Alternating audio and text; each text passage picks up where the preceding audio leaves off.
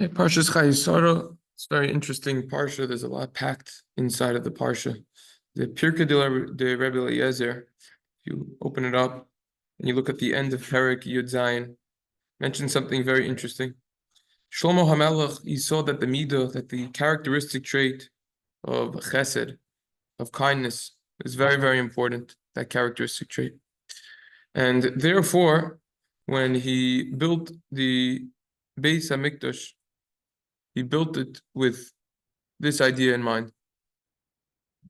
How so? Very simple. When he built the Beis HaMikdash, he constructed two sha'arim, two special gates. One of them is called Shar HaVelim, the gates for the mourners. The other one is Shar HaChasanim, the gates of people who were getting married. What was the idea over here? The Shar HaVelim was, just like the name implies, it was the special entrance reserved for people who were mourning the death of a loved one. Why? Because people would say, oh, they're going through this gate. Now we have to give them chizuk.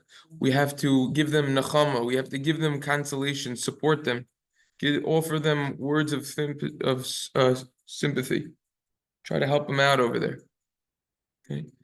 And they would greet someone who was walking through the Shar Chasanim with the opposite, with a tremendous amount of joy, singing and dancing.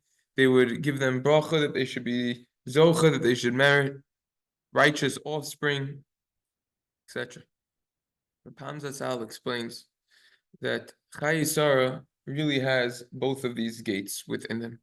The beginning of the parsha, right? This parsha contains both gates. The beginning of the parsha begins with the Shar HaVelim, which is the death of Sarah Imeinu, right? And Avram's efforts to purchase Maras HaMachpelah, whole story over there as a burial plot. As we know till this day, people go to Hebron, Maras HaMachpelah. This week's parsha, tremendous symbolism and significance.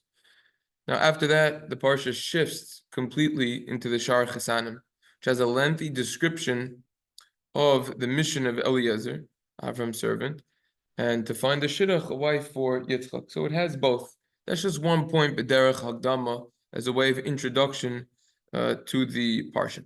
Look if you want to see that. Rapam, Shabbos with Rapam, page 47 brings that idea. Now, there are many very other fundamental points and lessons and ideas that we could glean from this parsha. Just to focus on one nakuda, which is one point which is very interesting. And that is, what is the definition of someone who has everything? Someone says, I have everything.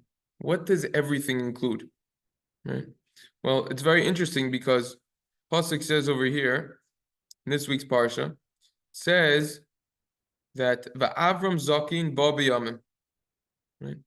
Avram, he was old, he came with days. Ba B'Yamim. Hashem Beirach es Avram Bakol. And Hashem blessed Avram with everything. What does everything mean? That's a strong terminology. Everything. Everything. Avram had a private jet. They couldn't even fly back then. So what exactly is everything? How do we define that a person has everything? What's the explanation over here?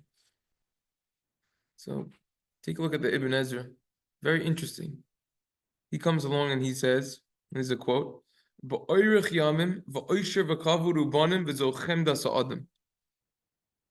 Ibn Ezra explains that Avram, he was blessed with arichos yamim, longevity, oisher, that's wealth, kavod, honor, banim, children.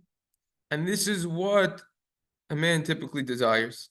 The Ramban also quotes this idea, but doesn't quote it b'shem Ibn Ezra, and it's clear that the Ramban agrees to this as well. Now, that's what the Gemara over there says. I want to share one idea that my great-great-grandfather says. See it inside to a screen share over here. In his lesser-known sefer, Ateres Tzvi, on Daf Nun. This bottom piece over here, he quotes the Gemara in Baba Basra Daf Tes Zayin, that says that Avram Bas Hayalo Ubachol Shma, that Avram, he had a daughter whose name was Bakol. That was her name. That's one explanation. There's a whole discussion in Chazal. So he says that there are many mefarshim, hard mefarshim, dashu b'maimer zeh, leparshal nachon. There are many commentators that try to explain what's going on over here.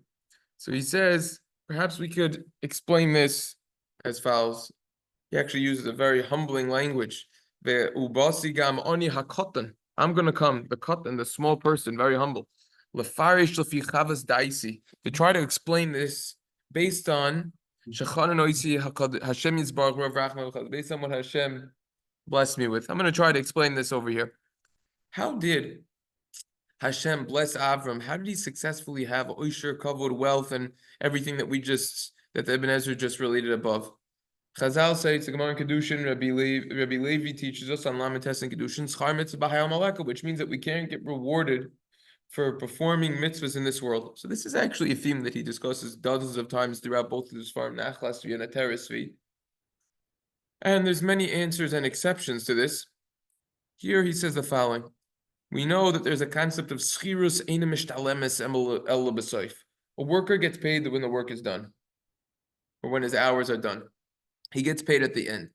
So therefore, if someone didn't fulfill all the mitzvahs, then he can't get paid in this world. So that's why we don't get rewarded in this world, because we can't do every single mitzvah anyways. It's very hard to do every single last mitzvah. Impossible a lot of times. But Avram, he wants to say, he fulfilled all the mitzvahs, even the mitzvah Erev Tashil and Gemara and Yuma Kafches. All the Midrashim as well. So therefore, the pasuk says, Ba b'yamim, he came in days. What does that mean? That means, one explanation is that he came with all of his days, bli chisara, without lacking everything. Without lacking anything, meaning Avram had everything. He didn't lack nothing. He did every single mitzvah. He didn't lack one mitzvah. And therefore, he could rightfully be repaid in this world because he finished the job, and therefore, he could get paid in this world. And that's what the Ramban explains. So it came to him justifiably. Makes sense. However, the question is, Avram did not fulfill the mitzvah Puruvu. Why? Because Avram only had 2 sons. We paskin like Hillel. We need a son and a daughter to fulfill the mitzvah Puruvu. First Simon and Eben Ezer. Simon Samach, Torah Shulchan Aruch, Sugis in the Gemara, Minchas Chinuch, first Chinuch. So we paskin that we need a boy or girl, especially Avram Avinu, who his midah, his characteristic is chesed. Chesed la'avra. So, for sure, he needed to go like Hillel, who is also chesed. Gemara in Shabbos, Lamed Aleph, the story coming out of the shower every Shabbos. So therefore, Hadra Kushi Leduchtu, the question returns to his place. How did HaKadosh Baruch Hu, how did Hashem bless Avram and reward him in this world? He didn't fulfill all the mitzvahs, and therefore he can't get paid. He can't get rewarded. So based on this Gemara in Baba Basra, this Chazal, that he had a daughter whose name was Bakol, it makes sense. Because he did fulfill the mitzvah Puruvu, because now he had a daughter, and therefore he could get rightfully paid in this world. So this is a very interesting idea. This is what my great-grandfather says, Shalom Fayish Svi Grosin is Ateres Svi. Nice answer. But either way, comes out that we see that this idea is everything. What exactly everything is.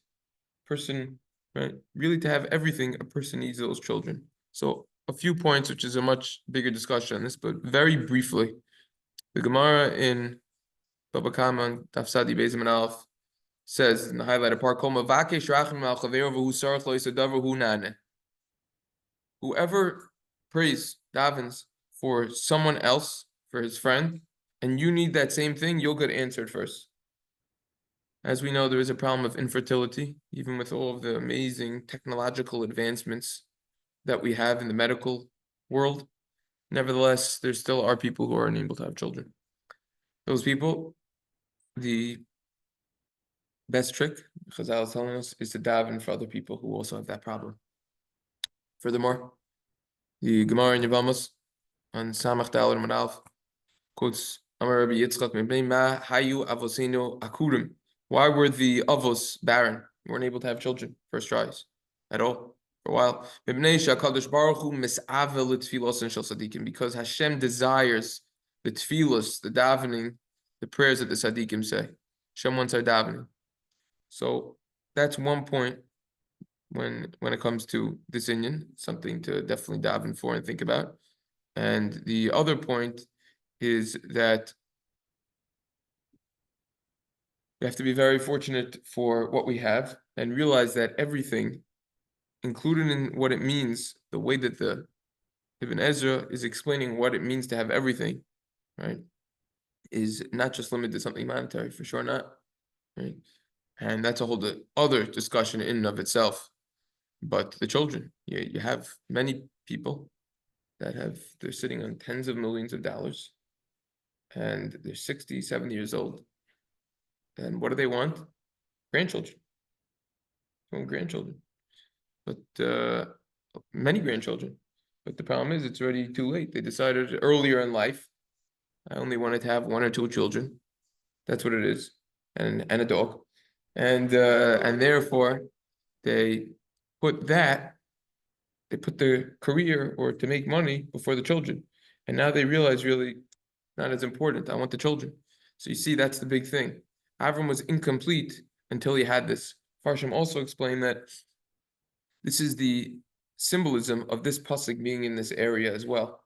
Because if you look over there in the Parsha, the whole episode with Eliezer happens right after. Why? So they explain because he was old, so therefore he couldn't travel to find the shidduch for his son. So he had to appoint a messenger. So the other idea is that he was incomplete. He wanted to see his son get married also. That's part of the process to get that and then so anyways, so that's that's one just brief horror I wanted to share. Okay, very good.